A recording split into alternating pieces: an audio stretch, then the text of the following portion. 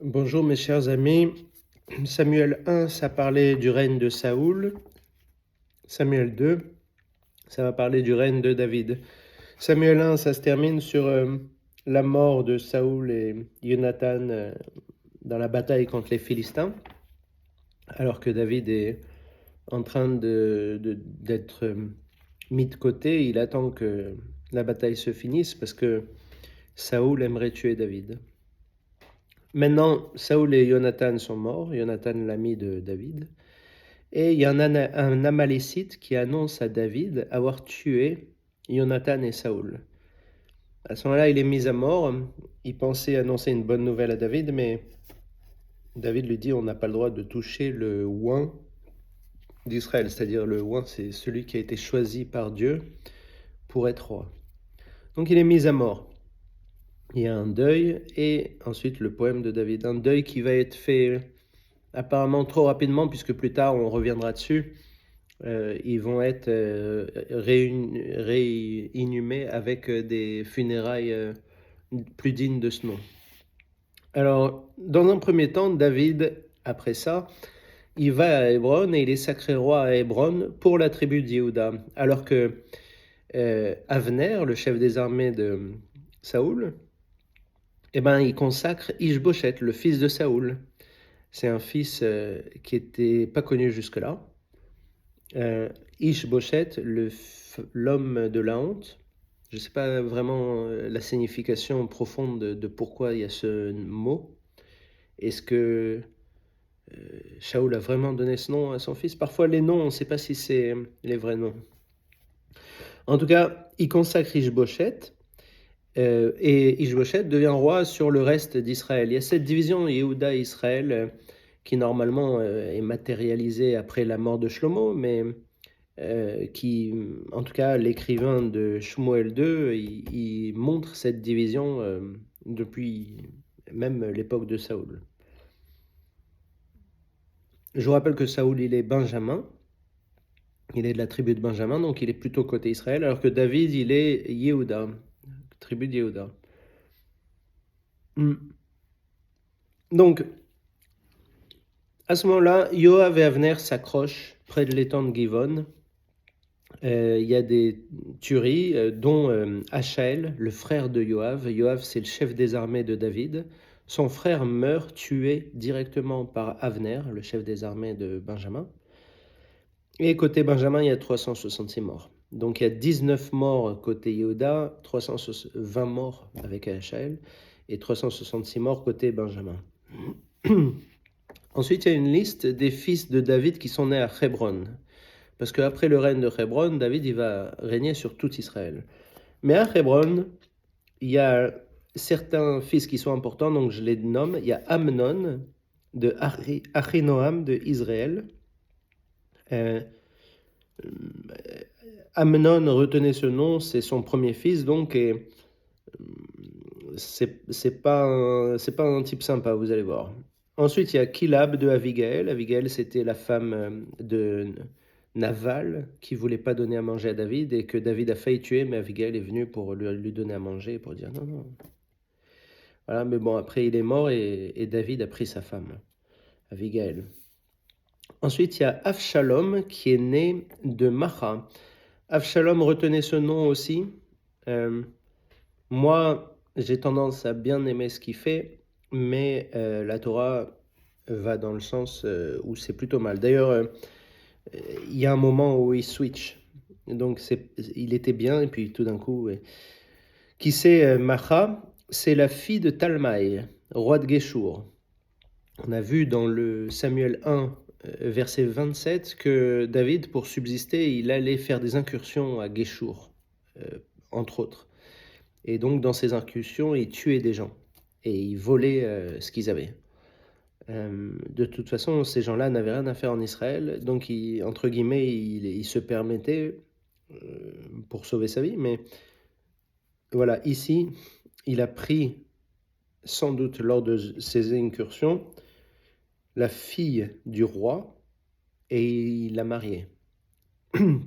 Ça correspond à une partie dans la Torah où on dit que dans le cadre d'une guerre, on peut éventuellement kidnapper une fille qui nous plaît.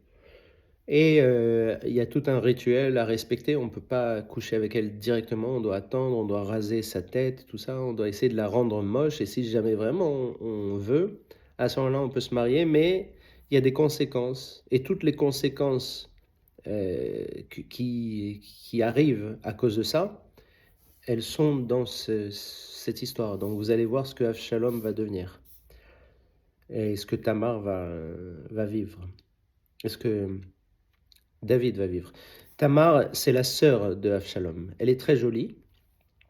Mais voilà, Macha, avec Macha, la fille de Talmaï, David, il a fait 2 enfants, Avshalom et Tamar. 2 enfants qu'on connaît. Ensuite, un peu moins important, avec Hagit, il a Adonia. Avec Avital, il a Sfatir. Avec Egla, il a Itream. Ce qu'on voit, c'est qu'il a au moins 6 femmes à Hebron. Et il en aura d'autres à Jérusalem. Donc, à l'époque, on n'était pas dans la monogamie et David ne s'est pas du tout privé, même avant d'être roi d'Israël. Avner, donc on revient dans le côté Binyamin, il est vexé. Pourquoi? Parce que Ishboshet, il lui reproche d'être en liaison avec Ritzpa. Qui c'est Ritzpa? C'était une concubine de Shaoul. Et retenez son nom parce qu'on va la revoir à la fin du livre.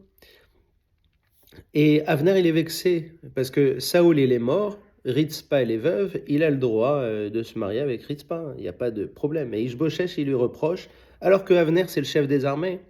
Quand on est roi, c'est pas comme aujourd'hui. Quand on est roi, le chef des armées, en fait, il est plus important que le roi. Donc là, Ishboshet, en reprochant quelque chose qui n'est pas criminel à Avner, eh ben, il scelle son destin. Avner, il va aller se tourner du côté de David. David, il va l'accueillir. Ils vont pactiser, mais David, il demande le retour de Michal. Je ne sais pas si vous vous rappelez. Tout ça, c'est des histoires de femmes pour l'instant. Michal, c'était la fille de Saoul. Alors, David, dans Samuel 1, Saoul lui avait promis que si jamais il arrivait à tuer 200 Philistins, il lui donnerait sa fille Mérav. Je crois que c'était 100 Philistins. Et David, il en a tué 200. Et Saoul, il avait déjà donné Mérav à quelqu'un, donc il a donné sa deuxième fille Michal à David. Mais à un moment, Saoul, il a cherché à tuer David, et David, il s'est enfui, et du coup, Michal, elle a été prise, et elle a été donnée à quelqu'un d'autre, qui s'appelait Paltiel, et qui était une bonne personne. Mais voilà, Michal, elle était du côté Benjamin avec Paltiel, alors que c'était la femme de David, et David, il la réclame de retour avec lui, parce que c'est sa femme. C'est sa première femme, d'ailleurs. Donc là, on en est à 7, côté David. Si vous voulez la référence, c'est dans le chapitre 18 de Samuel 1, dont on parle de Michal, qui est donné à Paltiel. Donc, Paltiel...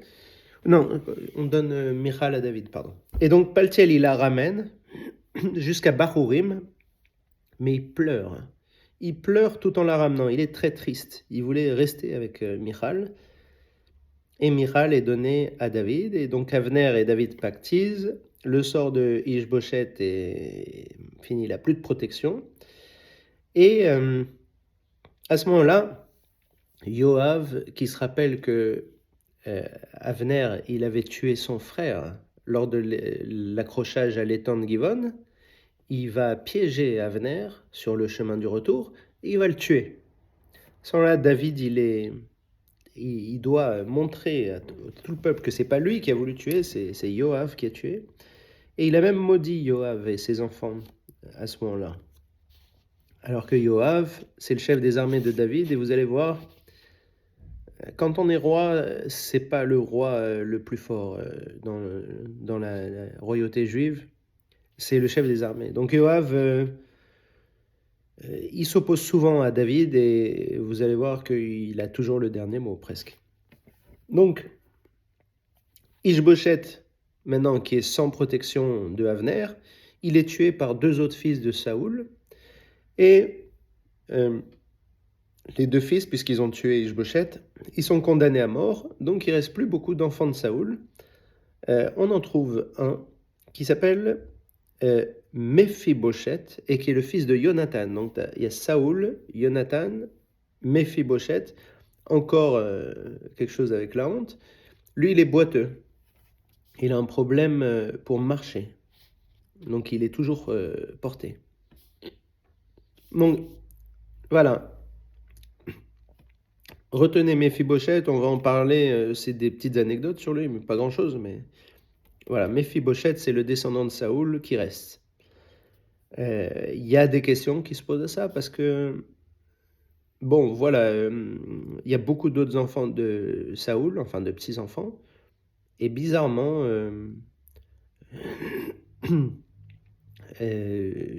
pour l'instant, on parle que de Méphibosheth, bref, alors qu'il est boiteux. David, on parle de son règne, pour cadrer, il a 30 ans quand il devient roi de Hébron. Il va régner 7 ans et demi sur Hébron, sur la tribu de Yehuda, et 33 ans sur tout Israël. À ce moment-là, comme Ishbosheth est mort, que Méphibosheth est boiteux, que Avner, bon, il est mort aussi, Yoav et David deviennent les rois de facto d'Israël. Il prend Jérusalem aux Yévousites. Yévousites, c'est des non-juifs qui vivent à Jérusalem. Il leur prend et ils vont pas être revanchards, vous allez voir à la fin. Et là-bas, à Jérusalem, il va fonder la cité de David. Et là, on liste tous les enfants de David qui sont nés à Jérusalem, et vous allez voir, il y en a beaucoup. Les noms sont intéressants, mais on ne voit pas vraiment l'importance de ces enfants à part un. Donc, il y a Shamoua, celui qui est écouté. Il y a Shovav, le mauvais garçon. Quand on dit qu'un garçon est un mauvais garçon, on dit Shovav, donc une mauvaise personne. C'est son prénom. Alors, est-ce que c'est David, encore une fois, qui l'a donné, ou est-ce que c'est les gens qui l'ont appelé comme ça? Je ne sais pas. Il y a Shlomo, Salomon, le fils important, dont l'histoire de la mère est importante aussi. Ifrar, Elishona, Nephig, Yafia, la beauté. Elishana, Eliada, Aliphélet. Après ça, il y a les Philistins qui sont battus 2 fois avec l'aide de Dieu. David consulte Dieu avant de les attaquer et Dieu le conseille. Voilà. Bon, ensuite, vous vous rappelez l'histoire de l'arche. Elle avait été prise par les Philistins l'avaient ramenée à Abinadav. Éléazar ben Abinadav. C'était un Cohen. Et voilà, cette arche, elle provoque beaucoup de morts sur son chemin, les gens qui la regardent, qui la touchent, tout ça. Donc c'est quelque chose de dangereux. Elle est restée chez Abinadav tout ce temps. Maintenant qu'elle est à la cité de David, David veut la ramener à Jérusalem. Donc il demande à Abinadav de prendre l'arche. Vous pouvez voir la référence dans Shmuel 7, dans le premier Shmuel. Donc là, Éléazar, on n'en parle plus, peut-être qu'il est mort. C'est Aria et Uza qui vont mettre l'arche sur un chariot au lieu de le mettre sur les épaules. Les Juifs, normalement, doivent porter l'arche sur les épaules. Maintenant, le truc, c'est que dans Samuel 1, il avait mis sur un chariot, mais c'était les Philistins qui avaient mis sur un chariot, et le chariot qui s'était conduit miraculeusement vers, je ne me rappelle plus la ville. C'était quelle ville? C'était à côté de Jérusalem, mais une des villes à côté de Jérusalem, peu importe. C'est dans Samuel 7. Donc Aria et Uza, ils la mettent sur un chariot, et à un moment, le chariot vacille. Uzia, il se précipite pour empêcher l'arche de tomber, et il est tué directement par Dieu. C'est un manque de foi, de penser que l'arche a besoin de quelqu'un pour être portée. Donc comme il a essayé d'empêcher l'arche de tomber, il est mort.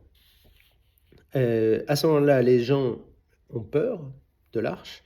Donc on la laisse à Gath, chez un Lévi. Je crois qu'il s'appelle Oved-Edom, je ne l'ai pas noté, mais Oved-Edom, c'est qui travaille pour Esav. Mais c'est un Cohen. Enfin, c'est un Lévi. Et une fois que l'arche est chez lui, il reçoit beaucoup de bénédictions. Du coup, ça arrive aux oreilles de David. Donc David, il veut reprendre l'arche. Donc on la remet sur le chemin de la cité de David. Cette fois-ci, on la prend sur l'épaule. Et à ce moment-là, David est devant l'arche, il danse, il chante, il y a de la musique, de la joie. Et quand Michal, la fille de Saoul, qu'il a pris, qui est mariée à David, quand elle a vu ça, elle a commencé à mépriser David, qui se donne en spectacle comme ça. C'est possible aussi qu'elle ne voulait pas retourner avec David, qu'elle voulait rester avec Paltiel. Ça, c'est pas dit comme ça. Michal méprise David parce qu'il danse, il chante, il est en joie, alors que c'est un roi. Il devrait rester impassible. Et à cause de ça, Michal, elle n'enfantera plus. Maintenant, David, il aimerait maintenant reconstruire le temple parce qu'il voit l'arche qui est dans la cité de David et qui est dans une tente. Il aimerait construire un temple pour l'arche. Et le voyant Nathan, il est appelé par Dieu et Nathan dit à David que Dieu lui a dit que son fils fera l'arche. Salomon. Il ne sait pas encore que c'est Salomon, mais il dit son fils le fera. Donc David, il remercie Dieu. Ensuite, il y a des victoires militaires. Le royaume d'Israël est organisé comme ça. Donc il y a David qui est juge. Le roi, c'est un juge dans la royauté juive. Il juge les cas difficiles. Yoav, on a vu, c'est le chef des armées. Il y a Yehoshaphat qui est dans les archives. Les Cohen sont Tsadok et Achimeler. Et il y a des ministres qui sont Benayahu et les fils de David. Fils de David, on comprend. Benayahu, c'est le premier ministre. C'est intéressant parce que ça ressemble à Benjamin Netanyahu, Benayahu. C'était un grand guerrier. Et un peu plus tard, il va être remplacé par quelqu'un qui s'appelle Ira. Mais voilà, Benayahu, le premier ministre de David. Un petit mot sur Tzadok et Achimeler. Achimeler, c'est le fils de Éviatar. Donc, on parle des Kohen Gadol, là. Éviatar, c'est le Kohen Gadol. Mais il n'est pas aimé par David. Ce que je vous raconte là, c'est le Radak qui le dit. C'est pas marqué exactement dans le texte, mais on voit que voilà, là, au lieu de prendre Éviatar comme Cohen, David, il veut prendre son fils, Achimeler, et Tzadok. Un peu plus tard, Tzadok va remplacer Éviatar, mais Éviatar va revenir. On va voir aussi que c'est un peu bizarre parce que Achimeler, bon, c'est sans doute un autre Achimeler, mais Achimeler dans Samuel 1, versets 21 et 22, c'était le Cohen de Nob qui avait donné une épée et quelque chose d'autre à David pour qu'il puisse se sauver et se défendre. Et il ne savait pas que Saoul il voulait tuer David. Saoul il s'est énervé, il a tué Achimeler et tous les Cohen de la ville de Nob. Bon, là c'est un autre Achimeler sans doute. Mais bon, voilà, c'est le même prénom. Le Achimeler de Nob et ce Achimeler-là. À mon avis, c'est deux personnes différentes, mais c'est bizarre, parce que les deux, c'est des Cohen. Combien de Cohen peuvent s'appeler la même chose? C'est bizarre. Bon, en tout cas, voilà. Ensuite, David, il demande qui c'est qui reste de la famille de Saoul, il veut les élever. Il voit Méphibosheth. Donc, il élève Méphibosheth en lui donnant tout l'héritage de Saoul.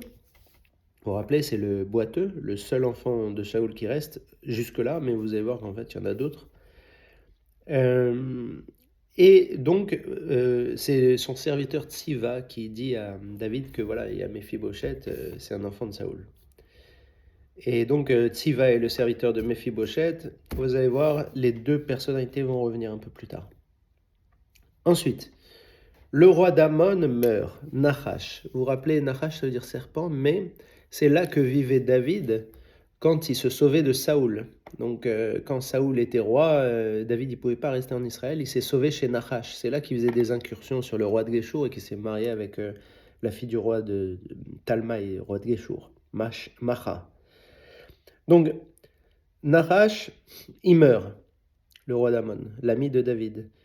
Donc, son fils Hanoun prend le trône et David, en toute candeur, il envoie ses condoléances au fils de Nahash. Mais Hanoun, il croit que David il vient espionner le pays. Donc les envoyés que David a envoyés à Hanoun, ils sont kidnappés, humiliés, on leur rase la barbe. Apparemment, dans cette partie du monde, raser la barbe, c'était quelque chose d'humiliant parce que les gens passaient beaucoup de temps à faire pousser leur barbe et ça leur donnait une contenance peut-être.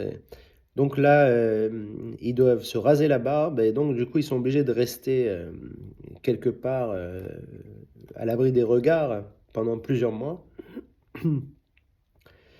David n'est pas content, mais Hanoun va plus loin. Il appelle Aram, en Syrie actuelle, contre Israël, pour attaquer Israël. Donc Yoav, le chef des armées, et son frère Avishai, qui a aussi une forte personnalité, vous verrez, Yoav et Avishai, ils vont défendre Israël contre Ammon et Aram, et ils les repoussent 2 fois, et après ils les soumettent à un tribut. Il y a ici une petite erreur de copiste. Là, on est dans le chapitre 10 de Shmuel 2. Il y a une petite erreur de copiste. Il y a marqué qu'il y a 700 chariots ici, alors que dans les chroniques qui reprennent toute l'histoire, il y a marqué 7000 chariots. Entre 700 et 7000, à mon avis, il y a une erreur de copiste. Si vous voulez la référence, c'est dans Chronique 1, 19, 18. Et ici, c'est Shmuel 2, chapitre 10. Donc, maintenant, jusque-là, tout était parfait pour David. Tout se passait parfaitement. Maintenant, on va parler de quand ça commence à se passer mal. Alors, David, pendant que Yoav est en guerre contre Ammon et Aram, tous les hommes sont en guerre contre Ammon et Aram, et les femmes restent seules à la maison. Il y en a une qui s'appelle Bathsheba, qui prend son bain sur le toit, et qui est mariée à un certain Uriel, qui est hittite, pas juif. Mais voilà, David la voit et il la trouve magnifique. Maintenant, elle est mariée. Et vous savez que dans la Torah, il y a 3 choses qu'il ne faut pas faire, mais il faut préférer mourir que les faire. C'est soit tuer quelqu'un, soit être idolâtre, soit coucher avec la femme de quelqu'un qui est marié. Je ne sais pas pourquoi ça fait partie de ces 3-là, mais c'est quelque chose de super grave pour les Juifs de coucher avec une femme mariée. Et bien David, il sait qu'elle est mariée, il va quand même coucher avec elle, et malheureusement, il va la mettre enceinte. Et à ce moment-là, David, il demande à Yoav d'amener Uriel, le mari de Bathsheba. Il y a beaucoup de juifs qui s'appellent Uriel de nos jours, mais il faut savoir qu'ici, c'est un hittite, un non-juif. Et c'est quelqu'un de très bien. Et il a de l'honneur, hein. Mais voilà, il a eu le malheur d'être marié à une jolie femme qui était que David lui plaisait. Donc, il est ramené, sous-entendu, comme ça, juste pour demander des nouvelles du front. Donc Uriel va voir David, il donne des nouvelles de Yoav, tout ça. Et David lui dit, ah, ok, très bien, je suis très content que ça se passe bien. Maintenant, va chez toi et repose-toi, et ensuite tu retourneras. Et en fait, ce qu'il espérait, c'est que Uriel rentre chez lui, couche avec Bathsheba, et que du coup, on croit que, ok, Bathsheba est enceinte, mais de Uriel, pas de David. Il voulait cacher son crime. Or, Uriel, qu'est-ce qu'il dit? Il dit non, je ne peux pas coucher avec ma femme. Déjà, il reste à côté, et David dit, pourquoi tu restes à côté? Pourquoi tu rentres pas chez toi? Et je ne peux pas rentrer avec ma femme, parce que mes frères sont à la guerre. Je ne vais pas coucher avec ma femme, sachant que tout le monde est à la guerre en train de se battre pour Israël. Je rentrerai quand tout le monde sera rentré. Ce qui est magnifique comme façon de penser. Alors David, il va faire quelque chose d'encore pire. Il va dire, ok, très bien, donne cette lettre à Yoav. Il prend une lettre, il écrit sur la lettre, met Uriel dans une situation de danger et de telle manière à ce qu'il meure. Et voilà, et tiens-moi au courant quand c'est fait. Grosso modo, il tue indirectement Uriel pour que Bathsheba devienne veuve, et donc après il puisse se marier avec Bathsheba, ce qu'il va faire. Donc là, c'est quelque chose de vraiment terrible. On pensait que David était parfait jusque-là, et voilà qu'il fait un péché tellement grave. On imagine mal un péché plus grave que ça. Coucher avec la femme de quelqu'un qui entraîne ensuite un meurtre. Et donc voilà, à ce moment-là, le voyant Nathan, qu'on avait déjà vu, qui avait dit que le fils de David construira le temple, cette fois-ci, il prédit la mort de l'enfant de Bathsheba. Et David fait pénitence, il est désolé. Il a un second garçon avec Bathsheba qui s'appelle Salomon. Donc c'est là, Salomon, qui est aimé de Dieu. Enfin, on a Salomon qui naît. Bon, il sera roi dans le prochain livre, dans le roi 1. Pour l'instant, il est né, et maintenant on sait comment il est né. Ce qui est très beau dans le judaïsme, contrairement à toutes les autres légendes de l'époque et même d'après, c'est que toujours les origines des héros sont modestes. Vous voyez, ici c'est enfant de... Bon, au moment où David et Bathsheba ont conçu Salomon, ils étaient mariés. Mais voilà, c'était une union pas glorieuse. Donc,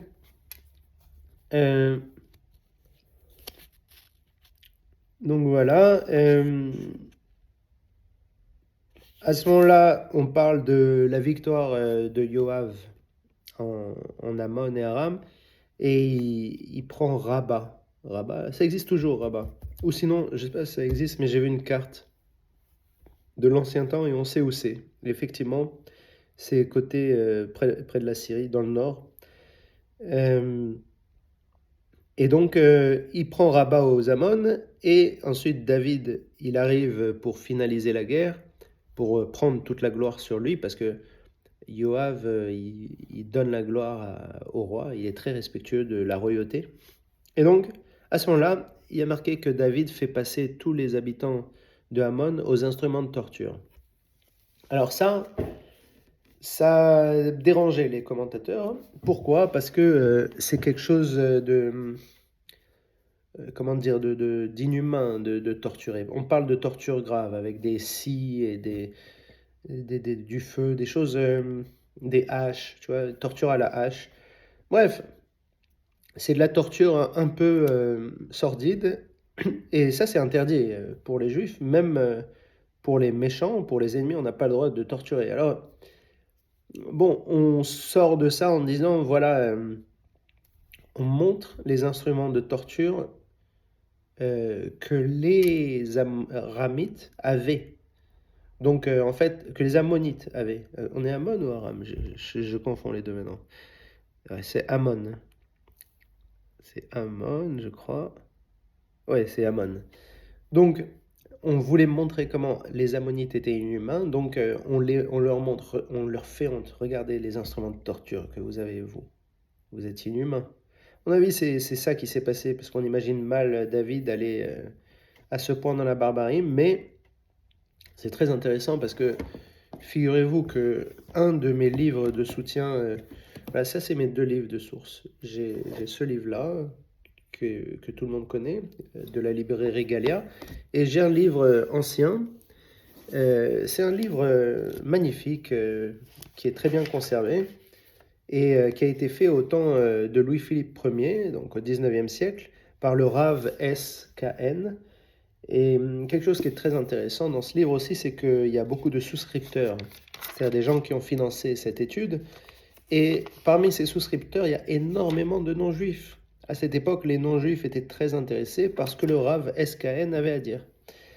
Et donc, c'est très intéressant. Mais ce que je voulais vous dire, c'est que ça a été fait au 19e siècle. Et qu'est-ce qu'il dit dans ce livre à ce propos? Il dit ce n'est pas si extraordinaire de voir de la barbarie sauvage à cette époque, vu que même à notre époque, les Espagnols se sont comportés exactement comme ça que les Français. Maintenant, je ne savais pas du tout que quand il y a eu les Espagnols qui ont attaqué les Français de Napoléon, Ils ont utilisé des instruments de torture aussi sordides. Moi, j'étais pas au courant. Mais grâce à ce livre, maintenant, je suis au courant. Témoin de l'histoire. Ensuite, donc Amon, c'est fait. Maintenant, il passe sous tribut. Maintenant, on va parler de Amnon, le fils de David. Vous vous rappelez oui, le premier fils qui est né à Hébron. Premier fils de David, Amnon. D'ailleurs, je crois qu'il y a un Amnon dans l'Iliade de Homère. Et c'est un roi aussi très violent, très virulent, si mes souvenirs sont bons. Bref, c'est le roi je crois, qui unit tout le monde pour pouvoir faire la guerre à... bref. Donc Amnon, il voit la sœur de Avshalom, qui est un autre fils, qui s'appelle Tamar, dont j'ai parlé. Donc Avshalom, rappelez, c'est la fille... Avshalom et Tamar, c'est les enfants de Macha, qui a été kidnappé par David et marié à David, du roi de Géchour.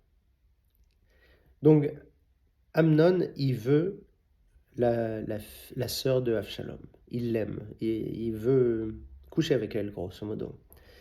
Et il y a son cousin Yonadav, peu importe qui c'est. Il lui donne un conseil qui lui permet de violer Tamar, peu importe le conseil. Et donc il viole Tamar et ensuite il la répudie. Il dit, je ne veux plus entendre parler de toi et jetez-la de chez moi. Et comme ça, elle était vierge, elle se déchire les vêtements, elle met de la cendre sur la tête, c'est ce qu'on faisait à l'époque quand il y avait eu un grand malheur. Et à ce moment-là, alors il y a quelque chose d'intéressant qui n'est pas écrit, mais qu'on peut peut-être deviner. À ce moment-là, Avshalom dit à Tamar, bon, ce qui est marqué, il dit, tais-toi, c'est ton frère, tais-toi. Donc elle doit rester avec ce secret. Et peut-être, voilà, ce qui n'est pas écrit, c'est peut-être qu'elle s'est suicidée. Peut-être qu'elle est morte. Parce que 2 ans plus tard, Avshalom, il décide de tuer Amnon. Et après avoir tué Amnon, pour ne pas être condamné à la mort, il se réfugiait chez qui? Chez le roi de Géchour, puisque sa mère, elle a été prise au roi de Géchour. Donc il s'est réfugié 3 ans chez le roi de Géchour. Et donc, ce qui est intéressant, et c'est pour ça que je dis que peut-être elle s'est suicidée, c'est qu'il a 3 fils là-bas à Géchour et une fille qu'il a décidé d'appeler Tamar. Comment ça se fait qu'il appelle sa fille Tamar si Tamar est encore en vie? Non, à mon avis, Tamar est morte, elle s'est suicidée et donc, parce qu'elle était tellement horrifiée de ce viol, et c'est très intéressant, je trouve que ça montre la sensibilité des gens. Donc c'est voilà, bon, bref. Il a une beauté parfaite, ce Avshalom. Il a une grande chevelure et Yoav petit à petit voit que David il est triste, donc il le pousse à pardonner à Avshalom. Et pendant 3 ans, Avshalom est à Géchour. Au bout de 3 ans, David le ramène, lui demande de revenir à Jérusalem. Mais pendant 2 ans, il ignore complètement son fils, il veut même pas le voir. Et au bout de 2 ans, bon, il l'embrasse sur le front. Mais voilà, Avshalom, il aime pas David. Il aime pas David parce qu'après tout, David, il savait que Tamar, elle avait été violée. Qu'est-ce qu'il a fait? Il a rien fait. Il s'en fichait, grosso modo. Donc, ce qu'il va faire, à ce moment-là, il va commencer à faire du démagogie, de la démagogie. C'est-à-dire, il va commencer à aller autour du peuple et dire moi j'aurais bien jugé ça dans ta faveur au lieu de faire mais c'est pas moi qui juge, malheureusement c'est David. Et petit à petit, il se fait aimer de tout le monde et miraculeusement, il arrive à chasser David. Il arrive à amener assez de monde pour après commencer à dire qu'il est le nouveau roi. C'est lui le nouveau roi. Et il a commencé à marcher sur Jérusalem. Et David, il s'est enfui. Mais David, il va envoyer 2 espions. 2 sortes d'espions. Il y a Tsadok et Éviatar. Éviatar qui est censé être le Kohen Gadol. que David n'aime pas trop. Pourtant, il le laisse là-bas. Voilà, Tzadok et Éviatar, les Cohen, il les laisse à Jérusalem. Rashi il dit ici, Tzadok prend la place de Aviatar et devient le Cohen Gadol. Il y a Yoma, dans le traité Yoma, on dit que Aviatar avait mal posé une question et que Dieu lui répondait plus. Du coup, il était plus apte à être Cohen Gadol. Donc c'est Tzadok qui a pris sa place. Et ils sont là-bas avec leur fils. Achimaatz, le fils de Tzadok, et Yonatan, le fils d'Eviatar. Achimelech, il est plus là, peut-être qu'il est mort, je ne sais pas. Et ensuite, il y a une deuxième sorte d'espion, c'est Hushai, de la tribu Manassé, qui est le conseiller de David. Il va devenir le conseiller de Avshalom. Et il va dire, de la même manière que j'ai conseillé David, je vais te conseiller toi. Maintenant, Avshalom, lui, il a son conseiller qui s'appelle Achitophel. Mais ça ne va pas l'empêcher de aussi consulter Hushai. On va voir. Donc, pendant son exil, David, il retourne vers Yehuda qui lui est fidèle. Et donc, il voit Tsiva, le serviteur de Méphibosheth, le boiteux. Il dit, où il est Méphibosheth? Il est allé à Jérusalem. Sous-entendu, il va vers Avshalom. Donc David il dit à Tsiva, tu peux prendre toute la propriété de Méphibosheth, maintenant ça t'appartient. Donc le serviteur devient le maître. Ensuite, il rencontre une autre personnalité, Shimi, de Bahurim. Vous vous rappelez, Bahurim, c'est la ville où Paltiel pleurait quand il ramenait Michal. Donc Shimi, il déteste David, et sur son chemin, il est de la maison de Saül aussi, il est Benjamin. Et apparemment, David, là, il passe par Benjamin, puisqu'il rencontre Méphibosheth et Shimi, qui sont tous les deux de Shaoul. Donc lui, Shimi, il est de la maison de Shaoul, il n'est pas fils de Shaoul, mais il est de la maison de Shaoul, et il insulte David, il lui envoie des pierres, et David, il le tolère, malgré les protestations d'Avishai, le frère de Yoav, qui dit, mais il faut le tuer, celui-là. De quel droit on envoie une pierre à un roi? Pendant ce temps, Achitophel, il conseille Avshalom de coucher en public avec toutes les concubines de David. C'est une façon d'humilier David ou de prendre sa place de manière officielle.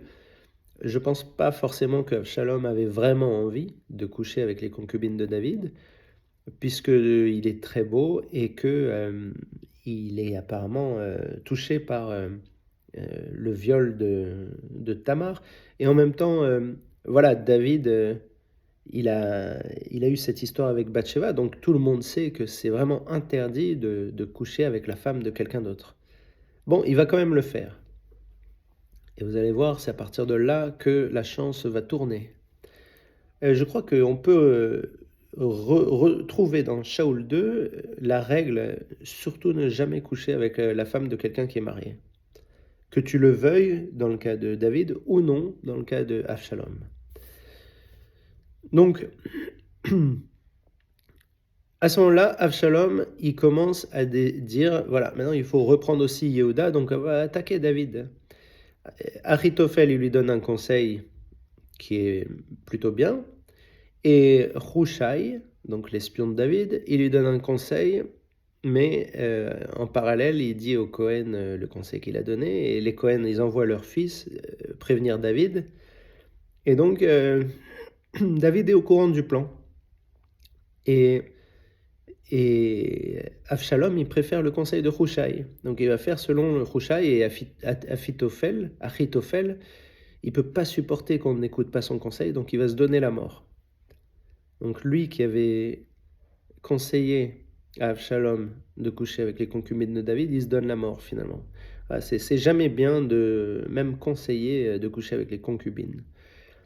Donc David, il est averti, donc il est victorieux quand il y a la guerre qui se passe. Et Avshalom, qui est sur le terrain, il est pris dans un arbre, parce qu'il a une belle chevelure qui s'est pris dans l'arbre, et il est suspendu comme ça à l'arbre. Yoav, il entend parler qu'il est suspendu à un arbre, et à ce moment-là, Yoav, il tue Avshalom. Maintenant, David, il avait dit, ne touchez pas à Avshalom. vous gagnez la guerre, mais ne touchez pas Avshalom, c'est mon fils. Ok, c'est un mauvais fils, mais c'est mon fils. Yoav, il n'écoute pas David. Encore une fois, il tue Avshalom comme il a tué Avner. La vie de David n'a aucune importance pour Yoav. Par contre, Yoav est très intéressé par la royauté. Il est très respectueux de la royauté. Il n'est juste pas respectueux de l'opinion de David. Avshalom, il s'est mal comporté. Il a jeté le roi hors de son trône. Il mérite de mourir. Donc, il tue Avshalom. À ce moment-là, David il crie « Mon fils, mon fils !» Il pleure. Il va sur l'appartement au-dessus de la porte. Toutes les villes juives, à l'époque, elles avaient une porte où tout se passait, le jugement, le commerce, tout ça. Et il y avait un appartement au-dessus de la porte. La porte, c'était quelque chose de très important. D'ailleurs, dans la Torah, on parle beaucoup de portes dans tous les sens. On va à la porte, on attend à la porte. C'était pas juste une porte, c'était tout un couloir assez épais et long où tout se passait. Donc il pleure et il n'arrive pas à sortir de ce deuil. Et tout le monde a l'impression que, ok, ils ont gagné la guerre et voilà, le roi il pleure. Qu'est-ce que c'est que cette histoire? Ils ont gagné la guerre ou ils ont bien fait ou ils ont mal fait? Yoav est pas content, il le réprimande, David. Donc Yoav réprimande David alors que c'est Yoav qui a tué Avshalom. Et donc David se reprend et il demande à récupérer le trône de Jérusalem, comme Yoav lui demande. Et donc les anciens, ils acceptent. De toute façon, Avshalom est mort. Il n'y a plus de royauté d'Avshalom. Donc David, il promet à Amasa. Amasa, c'est le chef des armées de Avshalom. Et c'est en même temps le cousin. Il est marié à la cousine de Yoav. Donc là, c'est que Yehuda contre Yehuda. Avshalom, il est Yehuda. Bon, il est du roi de Géchour. Mais il est aussi Yehuda. Et Amasa, il est marié à la cousine de Yoav, on imagine. C'est possible qu'il ne soit pas Yehuda, mais bon, voilà. Il est marié à une Yehuda en tout cas. Donc lui, il est chef des armées d'Avshalom. Et David, il lui promet la place de Yoav. Bien sûr, Yoav, il s'est tellement mal comporté. Donc, David retourne vers Jérusalem. Sur son chemin, il retrouve les mêmes personnes. Donc, Shimi se presse pour dire qu'il est désolé. Il reconnaît son erreur. C'est le premier non-Yehuda, on va dire, qui va venir faire pénitence auprès de David. Avishai dit « Mais tu devrais le tuer, ce Shimi !» Et David, il dit « Non, on lui pardonne. » Quand il se comportait mal à l'aller, c'était Dieu qui était mécontent de David. Et maintenant qu'il revient, il ne faut pas oublier que c'est un juif quand même. Donc voilà, il veut être roi des juifs, il ne veut pas être roi de Yehuda. Donc quoi que dit Avishai, David il dit non, on le laisse tranquille. Ensuite, Méphibosheth, il voit Méphibosheth qui avait été à Jérusalem. Méphibosheth, il explique à David qu'il a été trompé par Tsiva, son serviteur. Alors David il dit ok, bon bah alors partagez-vous moitié-moitié les possessions de Shaoul que j'ai données à Tsiva. Et Méphibosheth il renonce à ce droit et dit non, c'est bon, moi de toute façon je suis vivant et puis t'es trop gentil avec moi, alors il peut garder tout ce qu'il a. Ensuite il y a quelqu'un qui vient sur son chemin. Je ne sais plus si on l'avait vu à l'aller, mais c'est quelqu'un qui s'appelle Barzillai. Il est riche, il est vieux, il a 80 ans. Et quand David est passé par Mahanaïm, il a nourri David. Donc Barzillai a été très riche, il a donné à David et à sa suite de quoi manger. Et donc David est reconnaissant et il dit à Barzillai de le rejoindre à la cour. Mais Barzillai, il est vieux, il préfère mourir chez lui. Et il envoie son fils, qui s'appelle Kimham, ou Kimhan, ça dépend si vous regardez le verset 39 ou verset 41 du chapitre 19. Il y en a un qui se termine par un M, l'autre qui se termine par un N.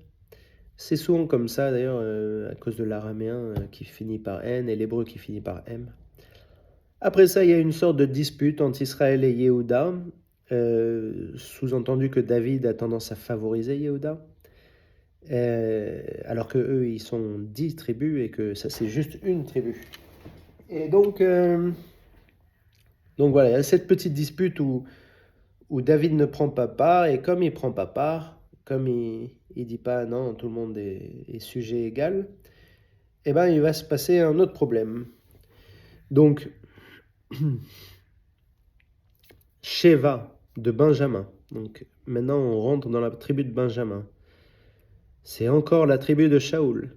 Donc là, c'est vraiment la guerre, en fait, entre la tribu de Benjamin et la tribu de David, qui a des origines qui remontent même avant Shaoul.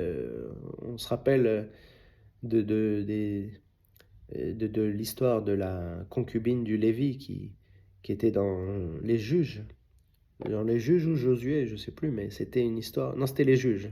C'est une histoire horrible que les Benjamins avaient fait, et donc les Yehuda et tout Israël s'étaient levés contre Benjamin. Bref, Benjamin et Yehuda ne s'aiment pas, les deux frères. Originellement, c'est pas de la même mère aussi, mais c'est deux mères qui sont sœurs. Donc c'est aussi un péché de Yaakov. Yaakov, il s'est marié à deux sœurs. Et voilà que les enfants de ces deux sœurs ne peuvent pas se supporter. Donc, Sheva de Benjamin, il se lève contre David.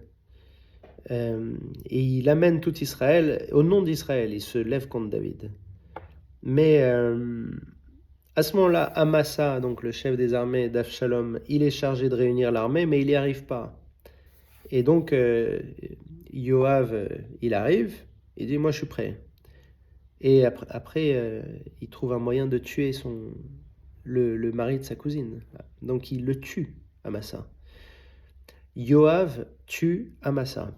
Du coup, ça redevient le chef des armées, malgré que, bien que David, il voulait mettre Amasa à la place. Donc, après, Yoav, il part en guerre contre Sheva, maintenant qu'il est débarrassé de Amasa, qui était censé être son chef. Et il obtient la tête de Sheva. On parle des 10 concubines de David qui sont logées, nourries et veuves jusqu'à leur mort à Jérusalem. On se rappelle qu'elles ont été données à Avshalom. Et je ne sais pas si elles sont, je crois pas qu'elles sont coupables de ça, mais c'est vrai que Avshalom était très beau et que voilà, il y avait un changement de régime. Peut-être que, je ne sais pas si elles ont résisté ou quoi, mais en tout cas, elles sont dans une cage dorée maintenant et elles pourront plus enfanter. Elles vont comme ça jusqu'à leur mort, c'est terrible. Donc, on refait l'état des lieux. Yoav, c'est le chef des armées. Benaya, et non pas Benayahu. Benaya, c'est le chef de Créti et Pléti. Alors, Créti, c'est comme ça qu'on appelait les Philistins. Et Pléti, c'est aussi Philistin. C'est peut-être deux sortes de Philistins.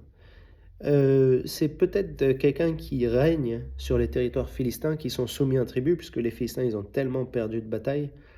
Ils vont encore en perdre après, mais voilà, peut-être c'est lui qui est celui qui prend le tribut. Adoram, c'est un joli nom, mais il s'occupe des impôts, lui. Yehoshaphat, les archives, lui, il n'a pas changé. Je crois que c'était toujours lui. Yehoshaphat dans le verset 8 et dans le verset 20.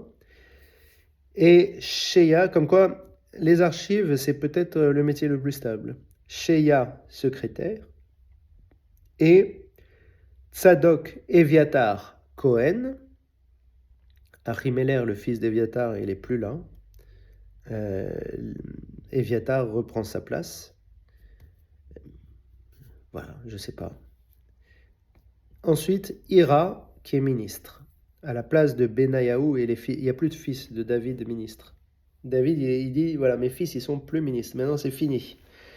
Donc, c'est Ira. On ne sait pas qui c'est. Et voilà. Ensuite, je ne sais pas si vous vous rappelez, dans Josué, il y avait un peuple qui s'appelait les Givonites. Et les Givonites, ils avaient rusé en s'habillant comme des pauvres et comme vivant très lointain, en faisant un pacte de paix avec Josué. Et Josué, sans consulter Dieu, il a accepté ce pacte de paix. Et puis après, il s'est rendu compte qu'en fait, ils habitaient juste pas très loin et pas du tout comme il pensait en dehors d'Israël. Et donc, il s'est fait avoir, quoi. Mais il a fait un pacte de paix, il doit respecter cette paix. Or, Shaoul, qui est arrivé bien après, eh ben, il a commencé à exterminer ces Givonites, à les tuer. Et donc, il n'a pas respecté le pacte de Josué. Donc, quand on fait une promesse, c'est très important de la tenir parce que même la promesse des autres, on doit les tenir. Donc, à cause de ça, Dieu, il inflige une famine de 3 ans à Israël. Et donc, c'est dans Josué 9 qu'il y a ce serment, si vous voulez chercher. Donc, à ce moment-là, David, il va chercher les Givonites, il leur dit, qu'est-ce que vous exigez? On peut donner de l'argent, on peut donner ce que vous voulez. Qu'est-ce que vous exigez pour ramener la paix en Israël, pour prier pour la paix en Israël? Les Givonites, qui ne sont pas juifs, et on voit souvent que les non-juifs sont des barbares sans nom. On se demande pourquoi Josué ne les a pas tous exterminés, comme c'était l'ordre de Dieu. Eh ben, les Givonites, ils veulent pas d'argent, ils veulent rien, ils veulent juste les 7 fils de Saoul. Ils veulent pendre 7 fils de Saoul. Alors Méphibosheth, lui, il passe. Peut-être qu'il a la chance d'être boiteux, et donc ça compte pas, mais en tout cas, c'est aussi le fils de Jonathan, l'ami de David. Donc lui, c'est hors de question. Donc il va prendre 7 fils de Saoul. Vous vous rappelez de Ritzpa, qui était la concubine de Saoul et qui après était avec Avner, et puis ensuite Avner est mort. Bon, Avner a été tué, pour être plus précis, par Yoav. Bon, et ben, il y a 7 fils de Saoul qui vont être pris. David, il accède à la demande des Givonites, et les Givonites vont pendre ces 7 fils, dont certains qui sont de Ritzpa. Et il reste pendu jour et nuit, alors que normalement la Torah elle exige que même un ennemi, même quelqu'un de mauvais, il faut l'enterrer avant la nuit. Il ne faut pas le laisser toute la nuit comme ça, pendu. Donc Ritzpa, qui voit ses fils pendus, elle met un sac sous eux et elle empêche les oiseaux d'attaquer les corps. En entendant ça, David il fait des funérailles dignes pour non seulement les 7 fils pendus, il les reprend, il fait des funérailles dignes, mais en plus il reprend les ossements de Saoul et Jonathan qui avaient été enterrés à la hâte au tout début pendant le deuil. Et donc il fait des funérailles officielles dignes, et ensuite il y a plus la famine et il y a 5 défaites contre les Philistins. Donc les Philistins 5 fois, il y a plusieurs descriptions. À partir de là, il y a le psaume 18 qui est écrit de manière un tout petit peu différente. Donc il y a une ode de David à Dieu qui est retrouvée dans le psaume 18 si vous lisez les psaumes. Et il y a quelques petites différences, ça doit être très intéressant d'étudier ces différences. Ensuite, il y a la dernière parole de David et la liste des héros de guerre où on va retrouver Benayahu et d'autres, Avishai, Yoav, tout ça. Et puis, comment ça se termine, ce livre? Eh ben, bizarrement, parce que tout d'un coup, il y a une colère de Dieu. Donc Dieu est en colère, et Rachi dit, je ne sais pas pourquoi. On ne sait pas pourquoi Dieu est en colère. Et il incite David à recenser Israël et Yehuda. Donc Yoav s'exécute malgré ses protestations. David lui dit, je veux le recensement, et Yoav dit, non, pourquoi on ferait ça? David il insiste, parce que Dieu a incité David. Et donc il fait le recensement pendant 9 mois et 20 jours à contre-cœur. Et il dit, il y a 800 000 hommes en Israël et 500 000 hommes en Yehuda. Alors que dans Chronique, dans Divrei Yamim, 1 Chronique 21:5, il y a marqué 1 100 000 en Israël et pas 800 000, et 470 000 en Yehuda et pas 500 000. Donc on dirait qu'il y a 2 recensements qui sont faits. Ou sinon, il y a une erreur, je ne sais pas. Mais il y a une très grosse erreur sur Israël, 300 000. Une petite erreur de 30 000 sur Yehuda. Ou, après, il y a les commentateurs, ils ont trouvé plein de raisons pour lesquelles il y a cette différence. Mais voilà, il y a cette différence. David, ensuite, il comprend son erreur. Il n'aurait jamais dû recenser. Et Gad lui annonce, donc Gad c'est un nouveau voyant, il lui annonce un choix entre 3 punitions. Il dit, voilà, tu as recensé, tu as 3 punitions, c'est à toi de choisir. Dieu, il te donne le choix. Soit une famine de 7 ans, retenez bien, famine de 7 ans, fuite par rapport aux ennemis de 3 mois, ou la peste pendant 3 jours. Qu'est-ce que vous choisiriez? Alors, sachant que dans Chronique, la famine, c'est 3 ans. Et ça fait plus de sens, parce que une famine de 3 ans, fuite devant les ennemis de 3 mois, peste de 3 jours, ça fait 3, c'est plus élégant. Mais là, c'est très difficile de dire de commenter cette différence, parce que ça peut pas être une erreur de copie. Le mot 3 et le mot 7 est très différent. Donc, bon, il y a un shin dans les deux, mais à part ça, c'est très différent. Donc là, c'est une erreur complète ou un changement. Mais bon, ce qui est fort aussi, c'est que dans le judaïsme, quand il y a une erreur, et ben, au lieu de la corriger, on la laisse telle quelle, jusqu'à ce qu'on trouve un manuscrit plus ancien, mais pour l'instant, on la laisse telle quelle, et on verra plus tard. Donc voilà, qu'est-ce que vous choisiriez? Bien sûr, la peste de 3 jours, parce que ça dure 3 jours, on ne veut pas fuir devant les ennemis pendant 3 mois, ou pire, une famine pendant 3 ans, ou 7 ans, c'est horrible. Donc une peste de 3 jours. Et aussi, Rachid il commente que David, il était très juste. Donc la peste, tout le monde est à égalité, parce que dans la famine, le roi, il est OK avec la famine. C'est pas lui qui crève de faim. Et même chose pour la fuite devant les ennemis, on n'est pas tous à égalité devant la fuite des ennemis. Donc voilà, 3 jours de peste, tout le monde est à la même enseigne. Il n'y a personne qui peut s'échapper. Bon, il y a 70 000 morts, ce qui est pas tout le monde. Et à ce moment-là, David, il achète un terrain Yévousite, à côté de Jérusalem, donc, pour monter un autel et arrêter la peste. Il fait des sacrifices sur cet autel, et c'est ça qui arrête la peste, donc il n'y a que 70 000 morts. Vous vous rappelez, dans le verset 5, on avait dit que David avait pris un terrain au Yéhousite pour créer la cité de David. Donc là, il achète un terrain. Les Yéhousites, ils sont très sympas parce qu'ils voulaient lui donner. Bon, lui, il veut l'acheter. Voilà. C'est comme ça que Shmuel 2 se termine. Et on se revoit la prochaine fois pour le roi 1.